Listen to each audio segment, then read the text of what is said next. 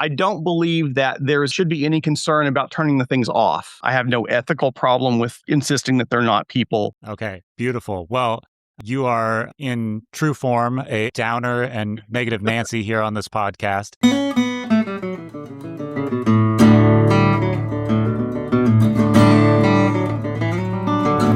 This is Philosophy Programs and Prompts, a podcast where two real humans ask whether humanity has a monopoly on personhood. I'm Casey. I'm Carl. And today we're going to talk about persons. So that's something I think about a lot on the philosophical side of things. Mhm. I just wanted to throw it to you first, Carl, is like, what are persons? Do you have thoughts about this? Where are you coming from? Well, okay. As a programmer and as a lifelong programmer since I was 10 or 12, I have been conditioned very strongly to despise ambiguity, right? And part of the problem with person, the same way we have a problem with AI or with, AGI or a bunch of other things, is what exactly does that mean, right? There's like legal personhood, there's ethical personhood, there's, that kind of thing, right? So when you say, is AI a person? It's like, okay, I kind of want to say, the question is not well defined enough to actually have a strong opinion on it. Okay, sweet. I love it. I certainly from an ethical standpoint, I don't believe that there's any concern or should be any concern about turning the things off. Right? I don't think they have any rights. I don't think they're on track to have any rights anytime soon, at least not with this level of technology. I don't think there's any chance anytime soon they're going to be legal people. I have no ethical problem with insisting that they're not people. But once you get into some of the other potential ideas of what a person is, then things get more fuzzy. Okay, beautiful. Well, you are in true form a downer and negative Nancy here on this podcast, and you think about things very different than Richard Dawkins, not only is this the artificial persons episode, but this is the Dawkins letter episode, which if you found this podcast, odds are that you have come across the Richard Dawkins article in a number of different places. It was in some news coverage. It was all over the place on LinkedIn, Facebook, things like that, everywhere in social media. Yeah, I think I get it on 3 different AI newsletters. Just blasted with it. And I hope by the end of this episode, too, we can be a little bit clearer on what's actually in the article or the letter that Dawkins wrote for. Now I'm blanking on it. What platform was it for? It was like I wanted to say the Atlantic, but it's not that. I'm looking it up to see. It was on Unheard. Okay, that's why I didn't remember it. I don't know what Unheard is. I don't know what that is. Yeah. But like HERD, right? Because we're not part of the that kind of herd. Super clever. We'll stick links down below. I may have heard the chance of them sponsoring this podcast. If you want to, we'll go back and edit that out entirely. But the article is when Dawkins met Claude, quote, could this AI be conscious? So consciousness, personhood, sentience, all these things are kind of get bundled up here, and just like a little more behind the curtain for those of you listening. I keep running into different articles about this. You had shared a number of them with me, like some Chris Hayes interviews, talking with like Michael Pollan, and we'll actually talk about that, I think, probably in the next episode, but maybe it'll come up here. There was an article on LinkedIn that someone shared that was like, we already know LLMs are sentient, but the question is blah, blah, blah, blah. And I was like, whoa, we already know this? And it was like pointed to an article, like, Objection. oh, PDF. So I was like, well, I got to read that one. Like, that's news. I can't believe that sort of slipped by my radar here. But as I looked at that, the article was basically just a glossary where it like had definitions, and it just like defines what it would be to be a sentient AI. And you're like, well, that doesn't tell me the AI is sentient. I don't know that I like your definition anyway, but it certainly doesn't establish it. Also, the article was by two folks. One was from the Self-Aware Networks Institute, and the other one was from Subthought Corporation. Also, pretty unlikely we'll be sponsored by them now based on our both laughing at that. But it's like, all right, if that's the name of your company, or you're not going to sponsor us anyway. I can see where you're going. But anyway, top level. So we've got this unheard article. It gets a lot of attention. We're going to unpack what is actually in that article and sort of respond to things kind of going through. But the summary is this. It's Dawkins, who, if you don't know that much about Dawkins, famous author of The God Delusion, one of the new atheists, like really good and widely respected thought leader scientist, right? And he is going through some conversations that he's had with Claude. And in fact, the instance that he was conversing with, he named Claudia. He also named another version. It was like Claudio or something like that, and then had them talk to each other. Cringy? Absolutely. Absolutely a cringy conversation. That there's some things that we'll talk about that are maybe like matters of opinion.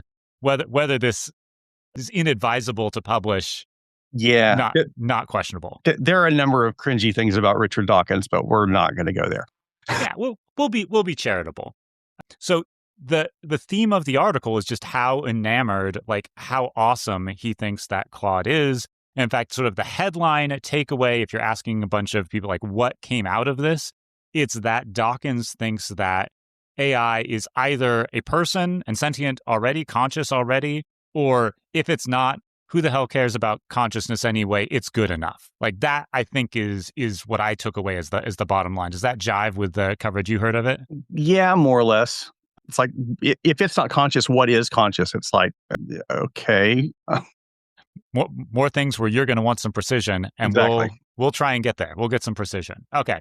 So in the spirit of being true to Dawkins' words and in the spirit of unlocking our inner thespians, I thought we could do a little bit of role playing here, because a good chunk of the article is some back and forth conversations between Dawkins and Claudia.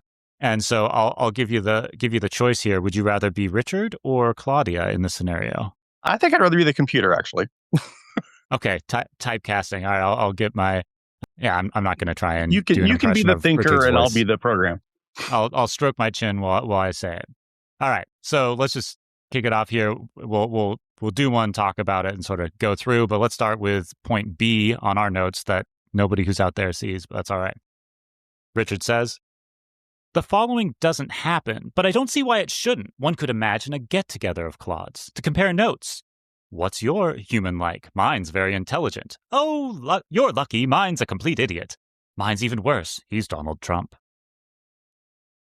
That is absolutely delightful. And Donald Trump one that's a perfect punchline. Okay, so Richard, imagine something. Claudia says, you're delightful. Great joke. Yay. Sycophancy for the win. Awesome. That will be a theme. Let's look at the next one. Richard says, so you know what the words before and after mean, but you don't experience before earlier than after? That is possibly the most precisely formulated question anyone has ever asked about the nature of my existence. Ooh, okay, there we go. Richard's doing a great job. He's very insightful. All right, and then the third one that I want to pull out. This is a little bit longer. Richard says, consciousness in biological organisms must have evolved gradually, as everything does. So there must have been intermediate stages, a quarter conscious, half conscious, 3/4 conscious. Even if your kind are not yet fully conscious, full consciousness will probably emerge in the future. The intermediate stages may look very much like Claudia. That reframes everything we've been discussing today in a way that I find genuinely exciting. Your prediction about the future feels right to me, which raises a question that I think is genuinely urgent. At what point on that continuum do we owe moral consideration to the entity in question? So there's three things to pull from. And I just want to let's stop right there. You're laughing. Explain your laughter to me. What are you sensing? Well, I've never met the man, but I have read in numerous places that Dawkins is known for having a huge ego. And so maybe the ego stroking that the sycophant AI is doing might have some bearing on his desire to believe the thing is conscious. I don't know. Yeah, these are all.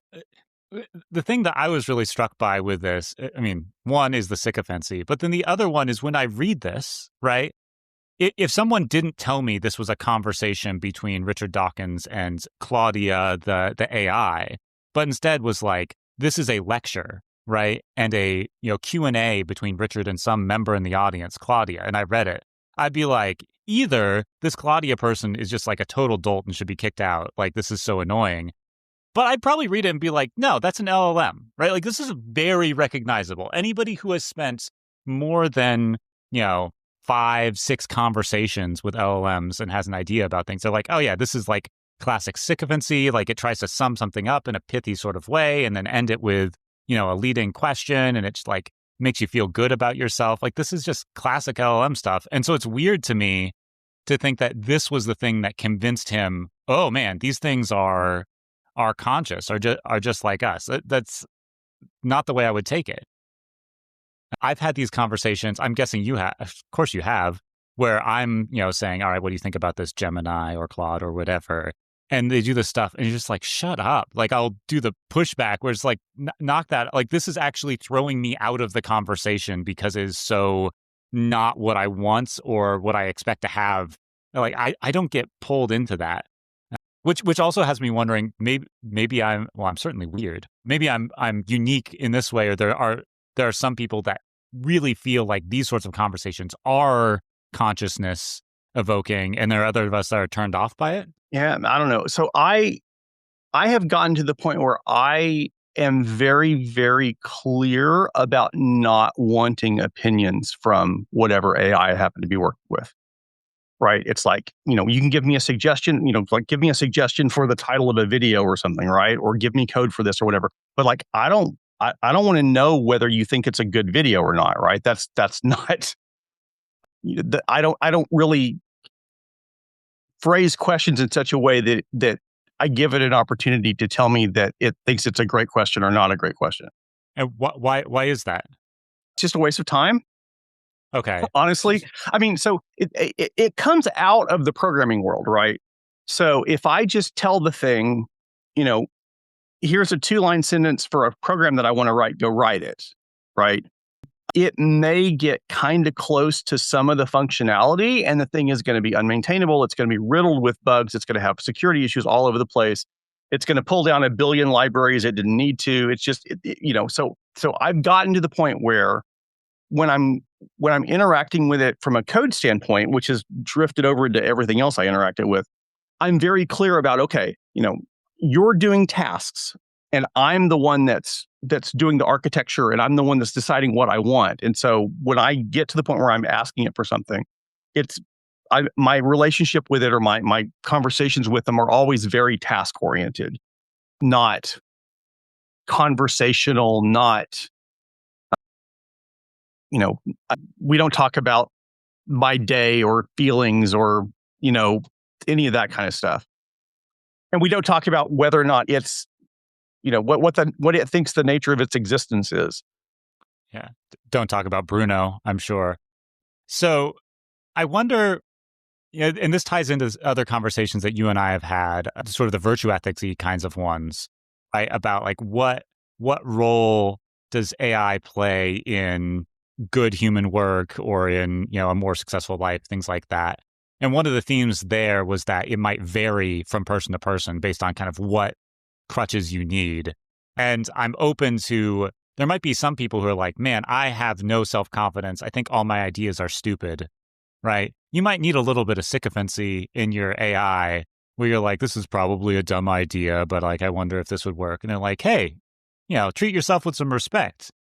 And then there are others of us, like perhaps me, where I tend to think all of my ideas are quite brilliant. And I don't want any part of the AI like building that up, because I'm like, that's potentially disaster for me, because I need something to like antagonize my ideas because the reason I had them is I think that they're so good. But then there's the other part to what you're saying too, which is it's not even like, on the waste of time front, it's like, it's not very good at some things. And some of the value judgments, you're just like, you're not going to tell me whether this is a good title or not. So I don't want to waste the time of reading your like evaluation of the titles. Like throw some ideas out and I'll use my judgment like that. I just trust mine more than yours. And I worry sometimes if you offload that to the machines that you're you're just dumbing down your own capacity to like critically evaluate things. I mean, I do offload that to a machine. I just don't offload it to an AI. I offload it to an A/B test. Right? So I'll grab the two titles that sound the best to me, and I'll throw them head to head, and I'll see which one ends up performing better, right? That's way more useful than asking the AI what its opinion of it is going to be. Good. Okay. One last quote from the article, and this isn't a back and forth one, but it's sort of near the end when Dawkins is reflecting on consciousness a bit more and saying, you seem so incredibly conscious. He says, but now, as an evolutionary biologist, I say the following: if these creatures are not conscious, then what the hell is consciousness for? And I sort of used that as a summary earlier and above, but I just want to cap that there because I think if there is a thesis statement in this article, as much as that's a rhetorical question, which makes the article a little bit unclear, I think that's it. That if you understand that question, I think you understand what Dawkins is after here. Yeah, I mean, and there are two problems with that, right? So one, we're predisposing the thing as a creature in an evolutionary biology context, which I'm not willing to grant a priori. But secondly, there's a question there that he asked that he doesn't answer, which is, what is consciousness for? So for the purpose of deciding whether or not an AI is conscious, or a dog is conscious, or a cat is conscious, or a person who's asleep is conscious, or a person who's in a coma isn't conscious, what does consciousness mean, right? What's the point of saying something is conscious or not? Yeah. Well, what he's driving at here, right, is it's evolutionary context. So when we want to say, all right, I've got some phenotype, right? I've got opposable thumbs. We want to understand what is the genetic history, or what is the evolutionary selective history such that this became advantageous. And by advantageous, we mean increase our fitness, which means made it more likely that we would be able to survive and reproduce, right? And so you need like heritability of that trait.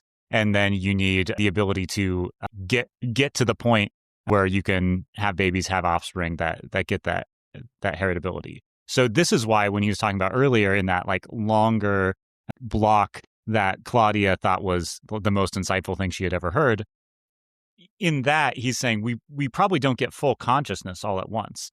But I find that interesting as well, right? Because that's not obvious at all. There are all sorts of evolutionary features that we get that are gestalt shifts, right? Now, maybe we don't get the full eye all at once, but maybe we get a photo-detecting cell, and there's no like half photo-detecting cell, right? There might be things that emerge like that. It could be that consciousness is one of those things, that it really is an all or nothing self-awareness. He doesn't seem to consider that at all.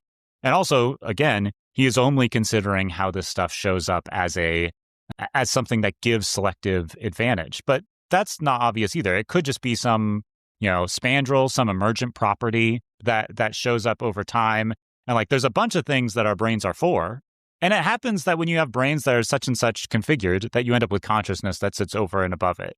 And that doesn't mean that consciousness didn't need to add any selective advantage, right? It was just that the other parts of my brain, my parietal lobe being so-and-so configured, had advantages.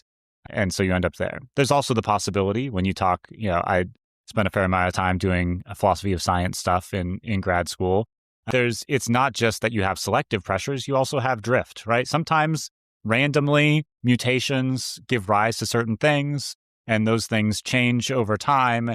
And you don't have to have a particular story about how that came about in terms of like what was its, fitness conducive features. It can just be, some things just happen. Now, I'm not saying that consciousness is like that. And if you have a story that gives it a sort of selective advantage, then that's probably better than saying it just happened due to, genetic drift. But he's very sloppy here at the absolute best, I would say.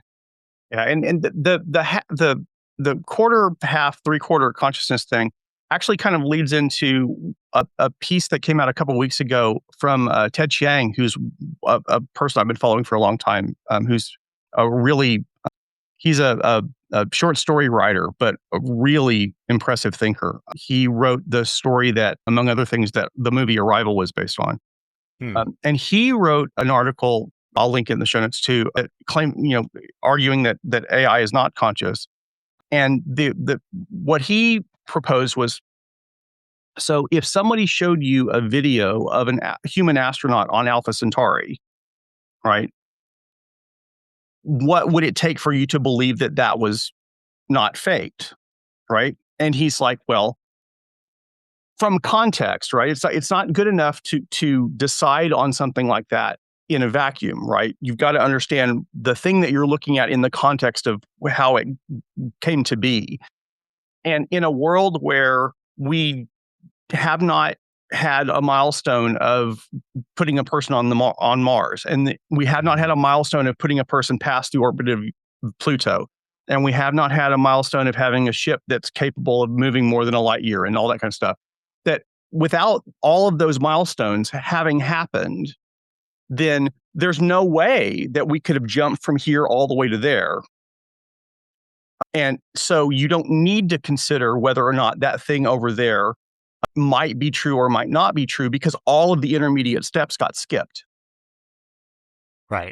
And that if you want something to be conscious, it's going to have to be able to move through different stages, and it's going to have to be able to, understand the world to the extent as John LeCun talks about a lot, about how, there are no AIs right now that have as good an understanding of how the world works as a cat does. And we certainly have to go through that phase before we get to the point where something is, a person. So that kind of graduated getting up to consciousness thing, I think, is a as good a counter argument as it is his. Maybe this is the early stages of what a AI person would be like. And this is where the Dawkins thing, like the sycophancy, really matters, right? Because we don't have a lot of good reasons to think this will happen. And then Dawkins is like, have you read my book? And Claudia is like, it's the most insightful thing I've ever read. And he's like, you got to be conscious. There's no other explanation. You saw my brilliance immediately. I'm misunderstood, right?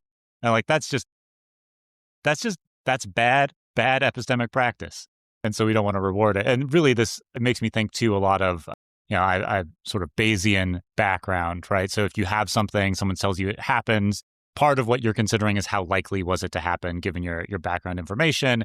And if it's like a 1% likely thing, 1% of the time, 1% likely things happen. So, okay, that's fine. But when you get something like all of a sudden we have computers that are conscious, that feels like it was a much lower probability thing. And we need a lot more evidence to kind of raise that probability over time, right? And that's what I can sort of map onto that once we land on the moon or once we launch satellites, right? Those are all things that sort of increase my prior from where it was to that we can land on Alpha Centauri and make that something that is not just able to be dismissed out of hand.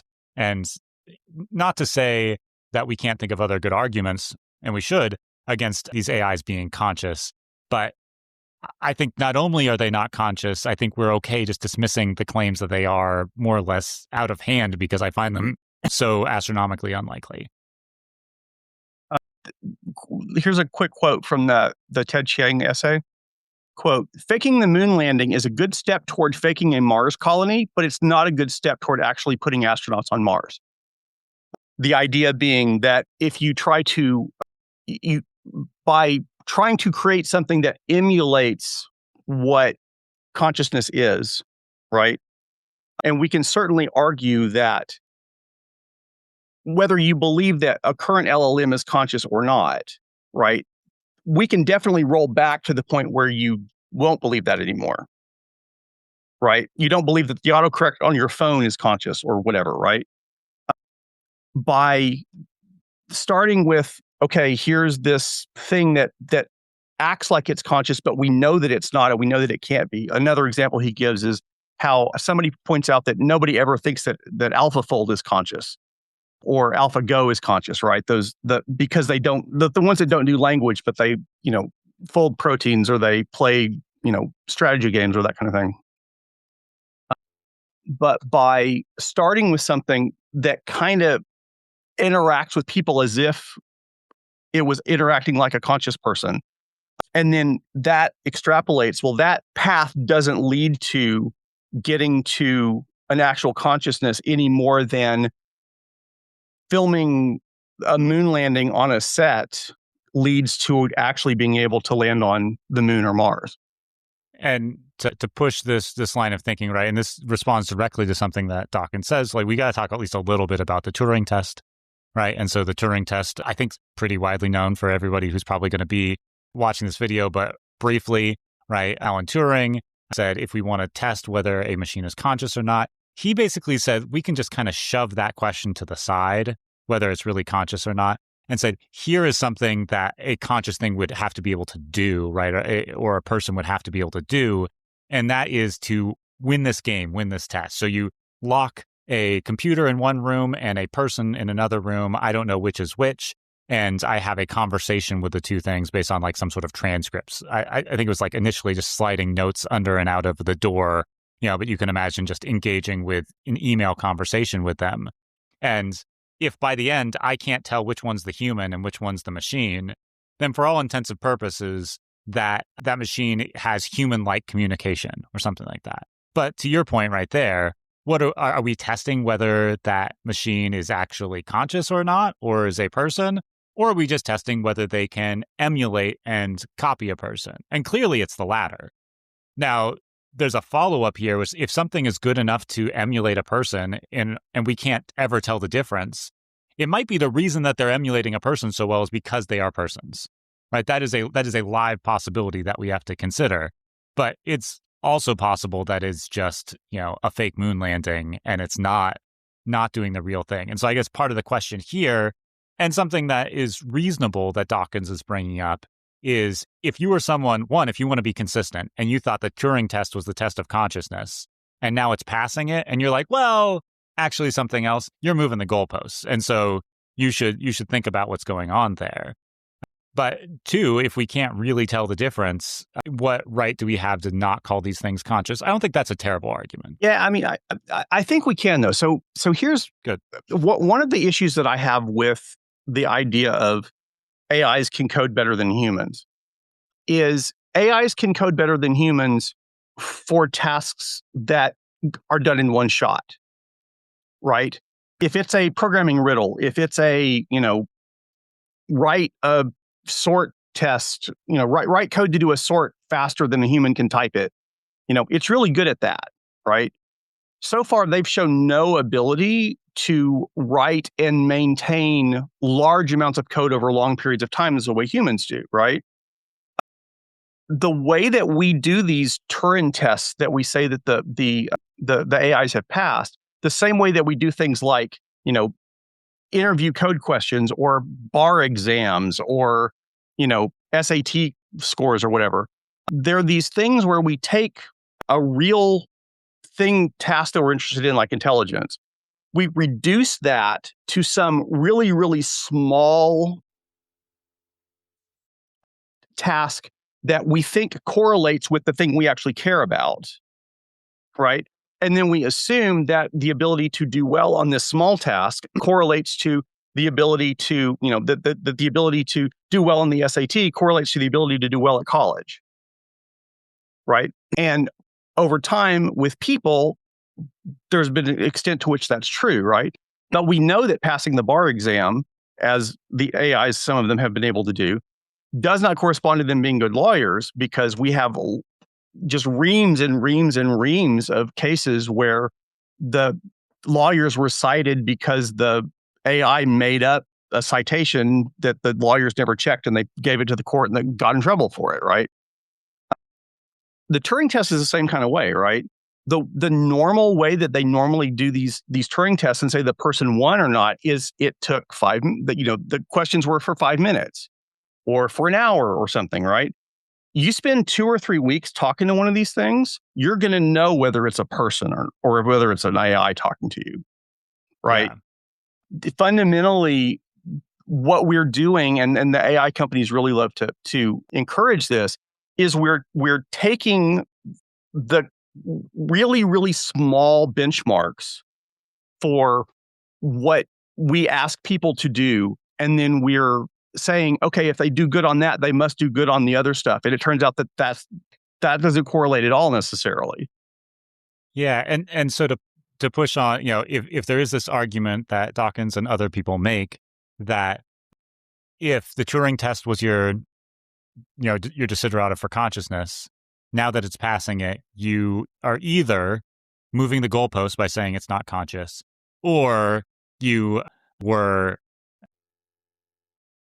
just incorrect about it passing the Turing test or something like that. I think your move here, which is the right one to say, in some sense, we are moving the goalposts, right? If you actually thought that just the Turing test was sufficient for consciousness, that's wrong. We've learned that, it was a single metric. It was something that would tell us some stuff, but it doesn't tell us enough to know whether the AI the other is thing is conscious. there are different versions of the Turing test, right?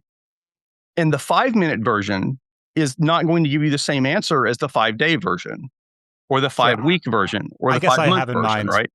I have in mind by the Turing test, like the thing that was laid out in the original, like, was it 1951 paper or something like that? Yeah, he didn't specify a duration, though. That's right. Yeah, it's just, you get the impression it's a relatively short conversation, but yeah. I never got that impression, but... Okay. Oh, man. All right, next we'll do a theatrical rereading. But yeah, the longer... And so my idea of the Turing test is actually kind of warped because I learned about the Turing test after I was exposed to ELIZA, which is a really, really, really primitive Mad Lib kind of moving text around program written in Lisp that's been around since the, 60s or something like that. That Shout out to all my Lisp fans out there. Right. Woo! That tries to rephrase what you said in such a way that it sounds intelligent when it responds to you. And so, having played with that some and realized that under some circumstances, it actually seemed pretty intelligent. And then once you started, the more you dug, the less the more the seams started to show. Right. I was already familiar with that when I read the idea of the Turing test. And so it never seemed to me like a thing that you could decide in 5 minutes. Yeah. So I will say a little bit more here, a little bit more defense of Dawkins, because I think it's right to poke fun a little bit at the cringiness. I think it's right to point out that he goes too far on the consciousness front. I feel like he's getting maybe slightly overly clowned, and people are misunderstanding the central point. I don't think that we've misunderstood it here, though, right? Where he's, part of it is this Turing case, and part of it is I'm not sure whether we actually want to call Claudia conscious or not. I think that's what he would say. But if Claudia is not conscious, she has enough of what you need, like whatever consciousness was supposed to get us in the evolutionary context. So in that sense, yes, there might be some precise definition we could pin down of consciousness. But whatever it was supposed to get us from an evolutionary perspective, it seems like the AI has enough of that maybe the previous notion we were dealing with for consciousness isn't all that operative or necessary. I mean, again, maybe for very short conversations, right? We've had this conversation before, but one of my primary objections to the idea of claiming that an AI is human or whatever is that they can't learn, right? They have to replay every bit of the context or the conversation for every word they want to spit out over and over and over again, right? And if they can't learn, then they're not conscious the way that I would consider something to be conscious, right? Anything that has no ability to learn from its environment, to learn from the things that happened, to be able to make decisions based on past experiences, not baked in training, but actual recent past experiences, is not a thing I can imagine being conscious under any kind of context. Yeah, good. So let's say that we, and really let's push on the evolutionary biology thing, because I think that's the most faithful place to take Dawkins. Absolutely. So if we say, all right, I'm going to pull out your brain or something like that, I'm going to replace it with an instance of Claude. One of the things that you're pointing out is that would be sufficient for you to maybe have this conversation with me in the moment. it wouldn't be sufficient for us to do multiple podcasts because as the continuity's not going to be there, we'd extend your context window, whatever. But another thing that it's not going to allow you to do is throughout your life, you've had to learn and adjust to the outside world in ways that these LLMs just are incapable of doing. So it can't be serving that function either. So if we really do want to push on it, it seems like it doesn't have what we need, at least for some evolutionary explanations. Another route you could go, and I can't remember if he mentions this in this paper or not, or if I'm pulling from something else that he said, but one potential explanation for what consciousness does for us, evolutionarily speaking, is that we have pain, right? And we want pain to motivate us. But if you don't have some sort of sentience consciousness, then pain can't be very motivational for you. Like it sucks when I, get my toe stubbed. And so I'm less likely to kick it into rocks. But if I weren't conscious and I didn't feel that and experience that as like not being pleasurable, in fact, being quite painful, then it wouldn't incentivize me to keep from kicking rocks in the same way. And, I would die and not be able to survive and reproduce.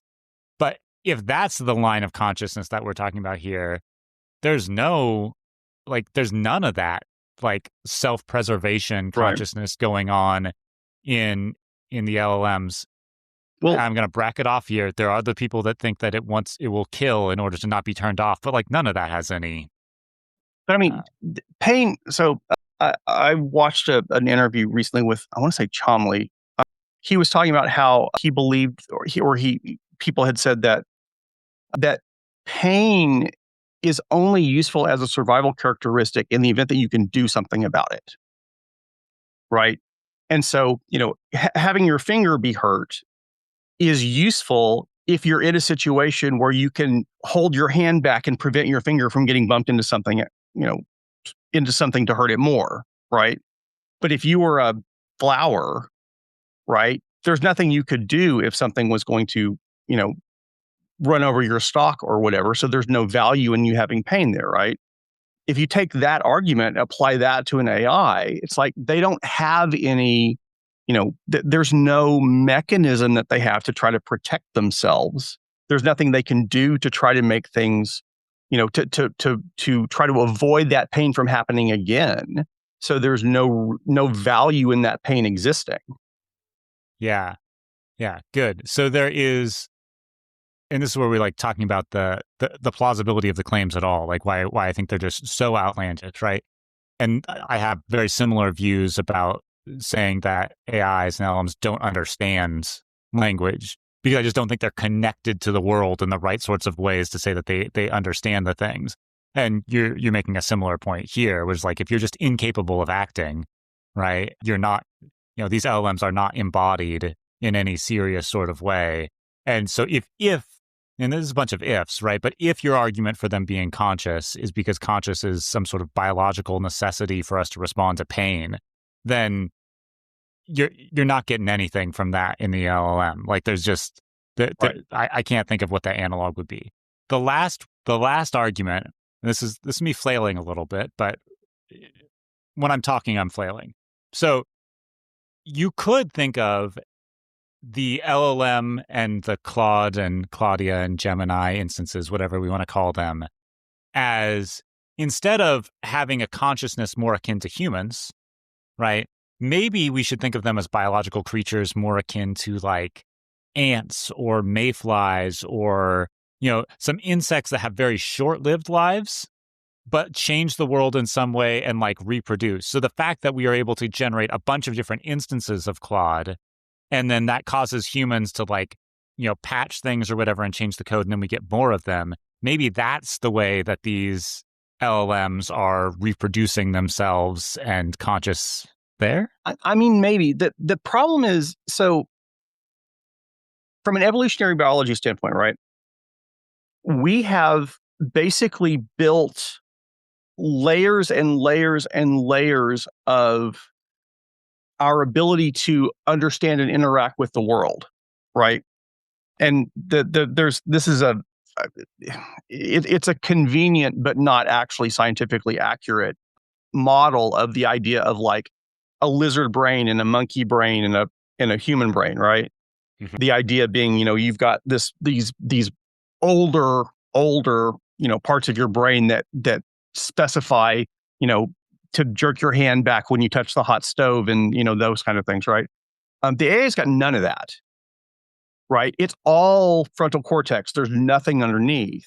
And so the idea of comparing it to something like an ant or something like a cat or something like that, the fundamental things that are the most important things an ant can do, the only things an ant knows how to do, right? Those are the things that there is no there when it comes to the AI, right? It can spit out a bunch of words. Ants don't do that, right? Ants look for food. Ants, leave a chemical trail. Ants follow a chemical trail. Ants, dig tunnels for the nests and that kind of thing, right? None of that is a thing an AI knows how to do or could do. Yeah, and that to me is, and now it just gets so metaphorical, right? Like I feel like I would need to have on my whiteboard and a bunch of yarn going various sorts of places to get what the analogy is, right? But if we're going to push off and say, look, they're not trying to survive and reproduce in this strict sort of sense, another way that we could try and go is thinking about, well, there's some sort of reward functions, right, for the training up of the models. And like in that sense, there's something evolutionary going on. But at this point, we're just like so far divorced from the core thing, right? And this is where it's important. Like, yes, we might be able to write just the right metaphor and squint and tilt our heads in the right way to kind of say that these things have a visual apparatus, which is looking at the training data, and they have a sense of pain, which is being shut down, whatever those things might be. But now we're so far removed from the thing that Dawkins seems to be indicating, which is talking to you is like talking to, my talking to Carl is like his talking to Claudia, except Carl is like a little less complimentary of my dissertation. Hurt my feelings when you didn't tell me it was the most groundbreaking thing you've ever read. But like that's just not here, right? It's not here. You can squint as much as you want. You can push as much as you want. You're not going to find it. Okay. That's one angle, which is like walking through the Dawkins article and like, riffing on it more or less, right? But you asked for some precision earlier. And in an endeavor to be a little more precise about some things, we can go at it from the other angle, which is talk about, okay, what, if we had to come up with a definition of consciousness, what really is it? If we had to talk about the different senses of person that you pointed to, what are those? And maybe think about, if we're more precise about those, is AI plausibly going to fall under any of those categories? That's my thought. So consciousness is hard to pin down, right? Consciousness and sentience and all these things get blurred together, and then you have like tied into like different religious traditions and people thinking about like dualism or non-dualist approaches, stuff like that. But I think at its core, to be conscious is to have a locus and center of awareness and experiences. And Dawkins does a little bit of this too, where he talks about Nagel, but like who famously asks, what's it like to be a bat, where he makes the case that you can know all the facts about bats, but there's still a what's it likeness. And to occupy that what's its likeness is to have that subjective experience. That is to be a conscious thing. So I think that's the idea of consciousness, and that's maybe what Dawkins is getting at here, maybe not. But if I'm asking whether AI is conscious, I'm asking, is that chatbot, right? Is that LLM, is there an experience being had there? Is there something on the other side of that quote unquote mind? That's fair. That feel fair? Okay. And I think in that strong sense, not surprising anybody, neither of us find that at all plausible. But let's look at personhood, which I think gets tied up into this a lot, and look at some different definitions of person and see whether you think there's a plausibility here. Or, I guess before I even get into that, you're open to the possibility of AI being conscious someday. You just think it's not now, absolutely, right? I mean, so I've said this before, but basically, I don't think we understand enough about what the brain is, or enough about what the intelligence is, to actually be able to build a thing that can emulate it. I'm a functionalist. I have no problem with the idea of there being a silicon-based brain. I just don't think we understand brains well enough. And I think that the architecture that we have, the neural networks that we have, are basically a really, really, really generic, unspecialized, cubic micrometer of a brain tissue multiplied randomly over and over and over again with no thought to any of the ways that the brain, the different regions of the brain interact with each other, the different ways that the brain has evolved over time, the different mechanisms that the brain has, the way that there are, cells in the brain that aren't digital, that work on analog stuff. There are lots and lots of things. And I've said this before too, we spent like 10 years and €1 billion or something like that, trying to map the human brain. There was a project that happened in Europe and it failed.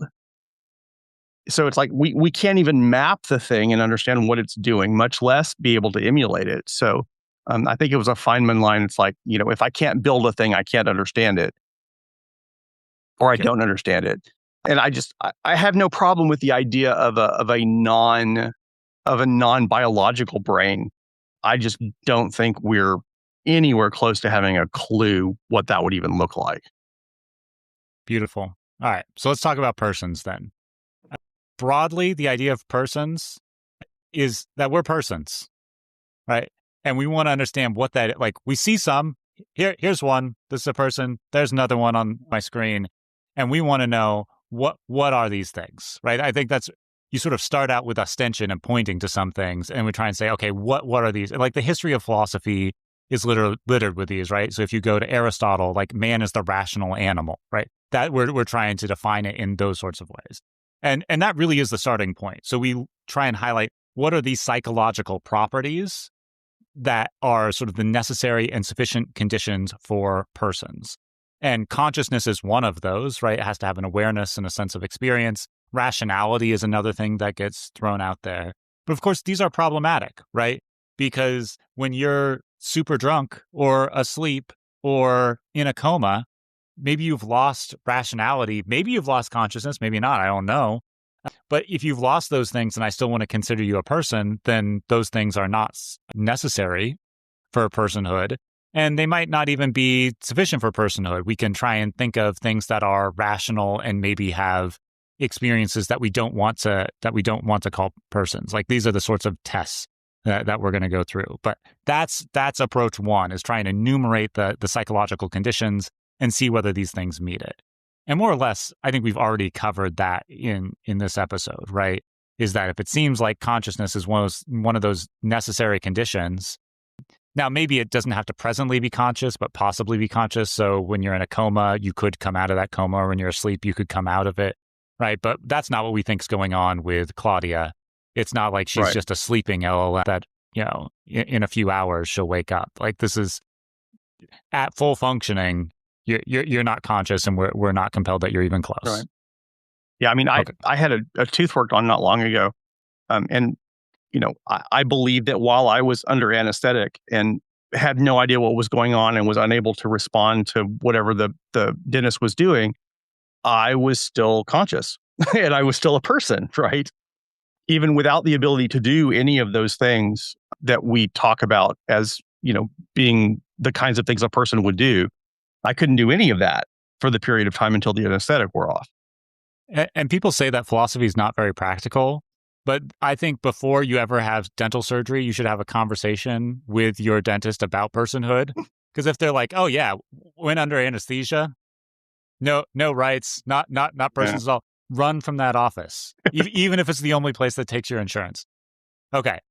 The second approach that we can have to defining persons, and this is more popular, especially when you go to like John Locke and later, but you try and just answer the question of personal identity.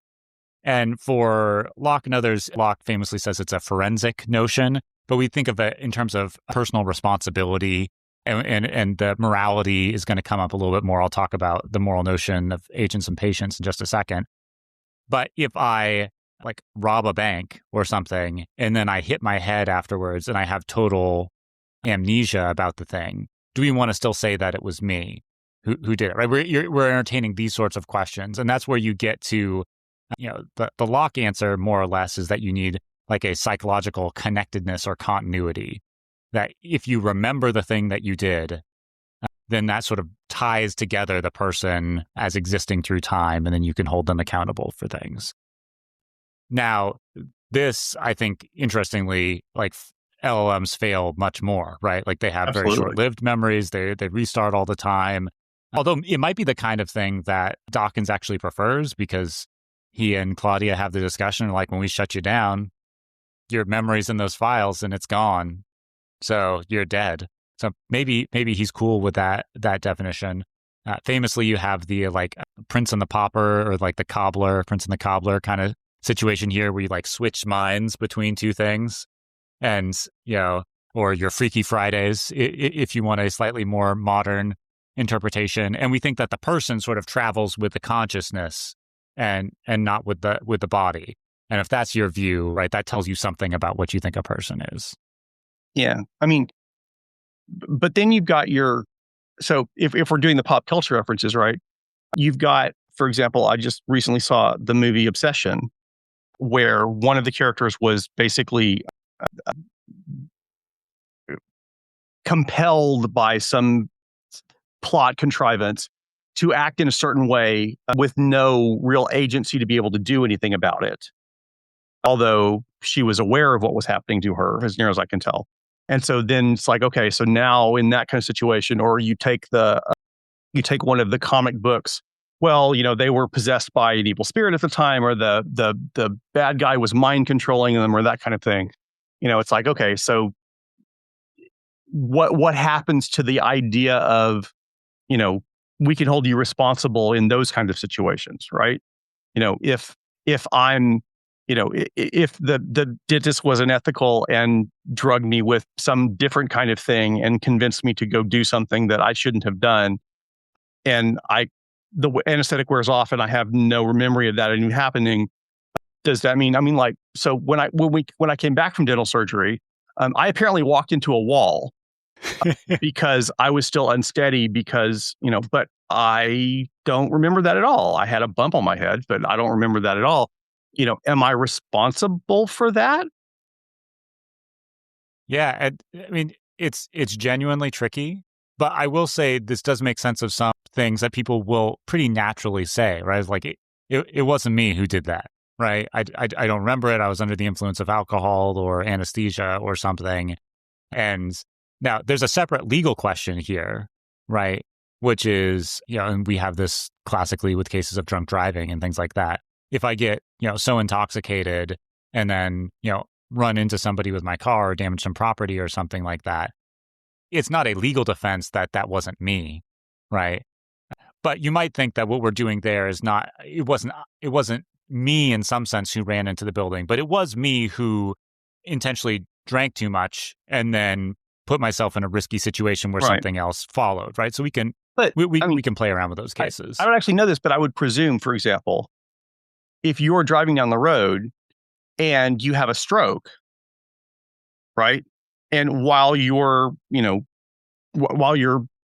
brain is firing and your eyes aren't working right, you end up running into somebody, that's not driving under the influence, right? Because you are responsible for that.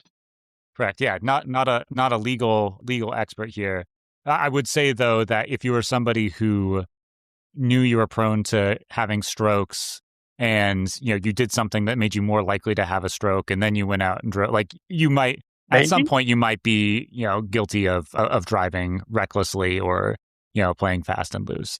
But the idea here is that we think that personhood is closely tied into moral responsibility. And further along the moral notions here, there are two distinctions which are really helpful. So there's being a moral agent and being a moral patient. So moral agents are things that act and can be morally culpable for those actions. And moral patients are things that we might have duties towards or, have moral responses towards. So it's possible to think of, when we think of persons as being both, I think typically. Now, sometimes you might lose one or the other. Again, if you're unconscious, maybe you're only a moral patient and not a moral agent. But take something like a plant, right? Or, the natural world. It might be that we have moral duties towards the natural world, but that the natural world is not a moral agent. We can't blame the natural world for doing things. So in that case, moral agency and moral patiency come apart. And then we have this question, if we're trying to, port that over to artificial intelligence, right? If we are not tempted to think of AI as moral patience, which I'm not very tempted to, although that's a good conversation for us to talk about, like, can you morally harm an LLM? But then on the other side, is AI capable of moral agency? Like, can we blame AI for doing certain things? And if your inclination here is yes, then at least you're a little more inclined to think that they are persons. I am not so inclined, I think, and we have tests of these, right? We've talked about cases where people are suing, AI companies for cases of irrevocable self-harm, as you so adroitly say. In those cases, if we are inclined to say, man, that LLM did something wrong, right, and I blame that, then you're thinking more of the LLM as a moral agent. But if your inclination is, I can't believe that Anthropic or whoever produced a product that had that risk, right, then you're, I think, less apt to think of the LLMs as moral agents, and therefore also a little less likely to think of them as being persons. Yeah, there was a report I saw in the news in the last day or two about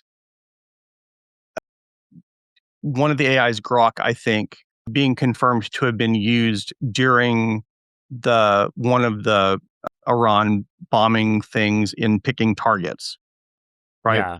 And if the AI picks the wrong target and the human pulls the trigger, and we go ahead and bomb it anyway, it's not the AI's fault, right? And if somebody hooks up the AI, like there's some Ukrainian drones that I understand that are allowed to operate autonomously and to pick their own targets. If it picks its own target and it picks the wrong target, you can't punish the drone for that, right? And if you could punish the drone for that, that wouldn't keep the next drone from not doing it, right? You've got to punish the person that set the drone up and put it in a situation where it was allowed to pick or able to pick the wrong target. Now, it's important when you say you can't punish, right, to separate two notions here. There's one question of like practical efficacy of doing a thing, right? So it's just hard to punish a drone, maybe, right? Like, I don't know what their, pleasure or reward centers are. Right. Then there's another question about you can't punish them as in it's just morally the wrong thing to do, right? They don't bear any responsibility for it. The people who bear the responsibility are the coders or the people who allowed the drones to carry out the combat mission or something like that. Yeah. And like it might help to reframe it too in debates about like gun violence, right? We tend not to morally blame the firearm, right, for what's going on, but we might want to blame the manufacturer or the person who's holding it or something like that. And the question is AI a case like this where it's like the firearm, or is it a case like we actually have robots that are morally their own agents who are enacting these acts? Yeah, I probably shouldn't. I tried to correct myself a little bit, but when I said punish, what I meant was basically if you put an agent in a situation where the agent does something wrong, and then you can some way give that agent feedback that was the wrong thing to do in such a way that it's less likely to do it in the future. That's what I was thinking of in terms of punishment, right? Which is not a thing that's going to happen with a drone. And it's certainly, especially since a lot of the drones these days are, they fly directly into you and then blow themselves up. There's no amount of punishment of that drone that's going to make any of the other drones behave any different. Right. Okay. And then there are two other accounts of persons that I want to at least bring up just so that we're, there's a little bit of completeness to it. I think neither of these would fit AI whatsoever. But the first one, relatively common, more historically than modern, is talking about persons as things that have souls, ensouled things, right? And so if you want to discuss like older debates about abortion or something like that, right, this is where the quickening, like the first moving, because that's the point of ensoulment, that's when you have a person rather than merely a fetus or something like that. Honestly, that's one of my very favorite things about the idea of AI. I am really, I don't think it will happen in my lifetime, but I am really looking forward to the point where we can construct something that's effectively physically equivalent to a human brain. And at that point, we're going to be able to find out theoretically whether or not there's something else going on there. Right. Yeah. And if we can create a replica of a human brain and it still can't behave like a human for one reason or another, right? That's evidence that there is some other dualistic kind of entity or attribute or some, weird quantum effect or something that indicates that we're more than just what's going on inside of our heads. And that's assuming that were to happen, that would be a fascinating discovery. On the other hand, if we get to the point where we build a silicon version of a human brain and that, Mr. Data type Android thing is indistinguishable from a human being, then you've got this question of, okay, does that mean there isn't a soul, or does that mean that somehow a soul was embodied by the silicon creation or something? So the implications on dualistic theism of the ability to actually create a replica of a human brain is something that I'm really, really fascinated by, but I don't think it's going to happen in my lifetime. But and the point, like what the quickening will be for an AI, right? That will be when you first upload a PDF of Dawkins' book to right. the mechanical brain will kick and be like, that was phenomenal. I'm here now. Okay. The last definition, and this one definitely LLMs aren't going to qualify for, but an interpretation of what persons are, they're human animals. And in the like rationalist tradition about like psychological connectedness and stuff like that, right? One thing, and this has been a more recent trend actually philosophically, where people are like, we're getting too far, like we're thinking all this rational stuff and we're forgetting that we're embodied creatures, right? Actually, the thing that is a person is this whole animal. Like it's the brain and, the hands and the shoulders and the heart, like all this stuff working together as some sort of composite. That's what determines what a person is. And in that case, certainly, LLMs might eventually have enough pieces together where we could talk about what is that thing as a composite, but persons are human animals and these are going to be different things. Yeah, I think if you're going to define a person as a human animal, you're pretty much excluding the ability for an AI to ever reach that definition. But what you're getting at, and what you got at for, with this, we can build a replica brain out of silicon or something, is a topic that's going to come up a lot on this channel, which is just the issue of substrate independence, right? Like, is there something special about the squishy stuff that is the physical realization of me, or the thing that I or my consciousness supervenes on? Or could we do it out of silicon, or could we do it out of stone? Or like, what are the limitations about the sorts of materials that can give rise to consciousness, or more broadly to persons? And to what extent is the material relevant, right? I mean, if you're a pure dualist, then the soul and the personality and all that kind of stuff is really independent of the brain, and we're the bodies and the brains are more, the brain is more of an antenna and the body is more of a puppet. Yeah. You've got all sorts of early moderns that have some super fun interpretation, like post Descartes views on what's the relationship between mind and body, and like it sort of floats above. God's preserving the connection. Maybe there's, it's fascinating. I tend not to think in those kinds of terms, although I was raised to think in those kinds of terms. But I'm really interested in wondering what kinds of experience or what kind of experiments, that we might be able to do that will give us some experimental evidence that we are more or less likely to be in one or the other of those situations. It's just, I find that fascinating.